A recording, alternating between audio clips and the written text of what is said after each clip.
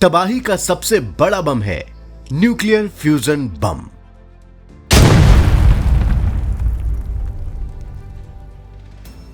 Nuclear fusion बम के एक धमाके से ही मर जाएंगे करोड़ों लोग।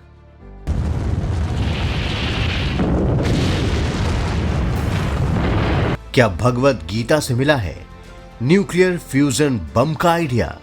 दोस्तों, साइंस की दुनिया ने दो तरह के महाविनाशकारी बम बनाए हैं। एक है न्यूक्लियर फिशन बम और दूसरा है न्यूक्लियर फ्यूजन बम। इन दोनों बमों के विस्फोट से भयंकर तबाही होती है। इन दोनों में भी न्यूक्लियर फ्यूजन बम की ताकत न्यूक्लियर फिशन बम की तुलना में हजारों गुना ज्यादा है। दोस्तों, आपको जानकर हैरानी होगी कि इन दोनों बमों को पहली बार बनाने वाले वैज्ञानिक अमेरिका और यूरोप के हैं, लेकिन पश्चिम के ही वैज्ञानिकों का दावा है कि ऐसे महाविनाशकारी बमों का आइडिया उन्हें सनातन भारत के महान ग्रंथ भगवत गीता से मिला है। अब देखते रहिए द कर्मा। दोस्तों, आज दुनिया में जितने भी एटम बम मौजूद हैं वो सब फिशन बम हैं, जबकि जितने हाइड्रोजन बम हैं वो सब फ्यूजन बम हैं। फिशन बम में एक भारी परमाणु भार वाले नाभिक का विखंडन या फिशन होता है। नाभिक के इस विखंडन से बहुत ज्यादा मात्रा में ऊर्जा यानी एनर्जी निकलती है, जिससे भारी तबाही की जा सकती है।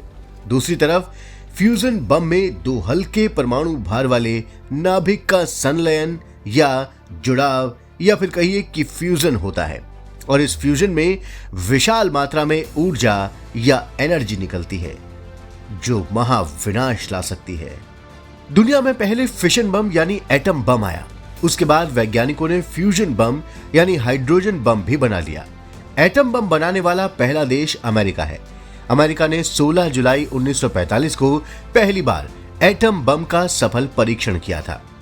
दुनिया के पहले एटम बम को बनाने के प्रोजेक्ट का नाम मैनहट्टन प्रोजेक्ट था।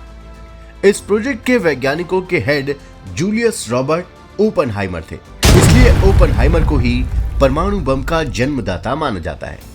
आपको हैरानी होगी कि ओपनहाइमर परमाणु बम बनाने के कई साल पहले जब स्टूडेंट थे तभी से भगवत गीता उनकी फेवरेट बुक थी।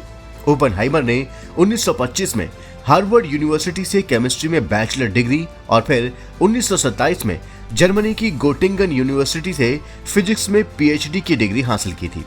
साइंस की किताबों के साथ ओपनहाइमर भगवत गीता किताब को लेकर बेहद रोमांचित रहते थे। गीता को उसके मूल स्वरूप में समझने के लिए उन्होंने संस्कृत सीखी थी और बाद में खुद गीता का अनुवाद भी किया था। ऐसा माना जाता है कि ओपनहाइमर को महाविनाशकारी एटम बम बनाने का आइडिया गीता से मिला था और महाविनाश के उसी आइडिया को अपनाकर वैज्ञानिकों ने आगे हाइड्रोजन बम भी बना दिया। ओपनहाइमर ने परमाणु बम बनाने के बाद कई बार इस बात के संकेत भी दिए थे। एक बार जब ओपनहाइमर से रोचेस्टर यूनिवर्सिटी में लेक्चर के दौरान जब एक स्टूडेंट ने पूछा कि जिस बम को मैनहट्टन प्रोजेक्ट के दौरान विस्फोट कराया गया था, क्या वो ऐसा पहला बम था?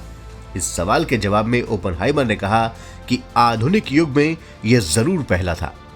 ओपनहाइमर ने अपने इस जवाब से इस बात के संकेत दे दिए थे कि एटम बम जैसे महाविस्फोट पहले भी हो चुके हैं। लोगों का मानना है कि इस जवाब को उन्होंने भगवत गीता के आधार पर ही दिया था। ओपनहाइमर को गीता पर इतना विश्वास था कि अपने दोस्तों को भी गीता पढ़ने की वो सलाह दिया करते थे और खुद गीता की एक प्रति अपने पास रखते थे। अमेरिकी राष्ट्रपति फ्रैंकलिन रूजवेल्ट के दाह संस्कार के दौरान भी उन्होंने गीता के 17वें अध्याय के 3रे श्लोक को पढ़ा था, जिसमें लिखा है कि सभी मनुष्यों की श्रद्धा उनके अंतःकरण के अनुरूप होती है, इसलिए जिसकी जिसमें निष्ठा है वही उसका स्वरूप है। ओपनहाइमर का मानना था कि 19वीं शताब्दी में अगर कुछ ऐसा है जो पश्चिमी देश भारत से सीख सकते हैं तो वो है भगवत गीता का ज्ञान। दोस्तों, 16 जुलाई को जब दुनिया के पहले एटम बम का परीक्षण होने वाला था तब ओपनहाइमर काफी तनाव में थे, लेकिन विस्फोट होते ही ओपनहाइमर के चेहरे पर मुस्कान आ गई।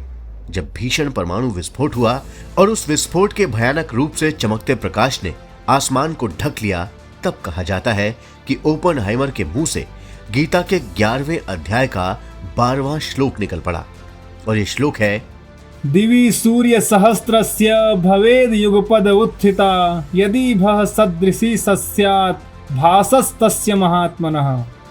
इस श्लोक का अर्थ है, जब आसमान में एक साथ हजारों सूर्यों की चमक फूट पड़े तब यह चमक उस शक्तिशाली सूर्य की शोभा होगी। भगवद गीता में इस श्लोक का जिक्र तब हुआ है जब भगवान कृष्ण अर्जुन को अपना विराट दिव्य स्वरूप दिखाते हैं। भगवान कृष्ण के इस रूप को देखकर अर्जुन भयभीत हो जाते हैं और कृष्ण से पूछते हैं, बताइए आप कौन हैं? तब भगवान कृष्ण कहते हैं, कालोस्मि लोक क्षय कृत प्रवृद्धो। अर्थात मैं मृत्यु हूं, संपूर्ण संसार का नाश करने वाला हूं। ओपनहाइमर ने अपनी मृत्यु से 2 साल पहले 1965 में एक टीवी इंटरव्यू में कहा था कि हम जानते हैं कि विस्फोट के बाद दुनिया पहले जैसी नहीं रहेगी। कुछ लोग हंसे, कुछ लोग रोए, अधिकतर लोग चुप थे।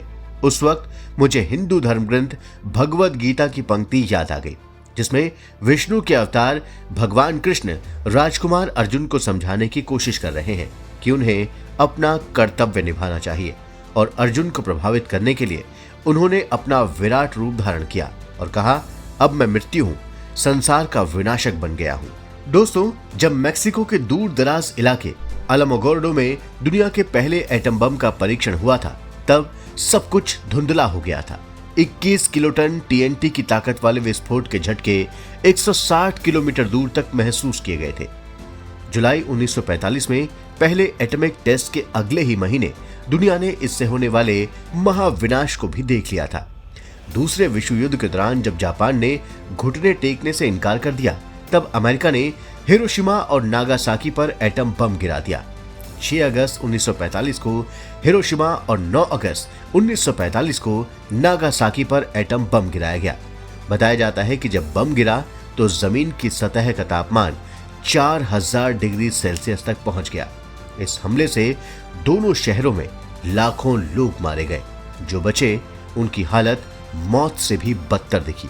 वो ओपनहाइमर जो एटम बम के सफल परीक्षण से बहुत खुश थे, वही 1 महीने बाद 2 लाख से अधिक लोगों के मारे जाने के बाद काफी दुखी थे। कहा जाता है कि इस हमले के बाद जब ओपनहाइमर अमेरिकी राष्ट्रपति ट्रूमैन से मिले तो उन्होंने ट्रूमैन की तरफ रुमाल बढ़ाते हुए कहा था, हाथ पोंछ लीजिए, हमारे हाथ खून से रंगे हैं। ओपनहाइमर की इस बात से राष्ट्रपति ट्रूमैन नाराज हो गए थे। इसके बाद अमेरिकी सरकार से उन्हें मरते दम तक काफी तंग किया गया। कहा जाता है कि इसी वक्त भारत के प्रधानमंत्री जवाहरलाल नेहरू ने उन्हें भारत की नागरिकता देने की पेशकश की थी। कहा जाता है कि जापान में एटम बम गिराए जाने के बाद ओपनहाइमर लोगों से बहुत कम मिलते थे। 15 फरवरी 1967 को ओपनहाइमर कोमा में चले गए और 3 दिन बाद उन्होंने दुनिया को अलविदा कह दिया। दोस्तों, वेद, उपनिषद, भगवद गीता से प्रभावित होने वाले ओपनहाइमर अकेले वेस्टर्न साइंटिस्ट नहीं थे, कई और नाम भी इनमें शामिल हैं। दुनिया के सबसे मशहूर साइंटिस्ट अल्बर्ट आइंस्टीन ने भगवद गीता के बारे में कहा था, मुझे अफसोस है कि मैं अपनी जवानी में इस ग्रंथ के बारे में नहीं जान सका। अगर ऐसा हुआ होता तो मेरे जीवन की दिशा कुछ और होती।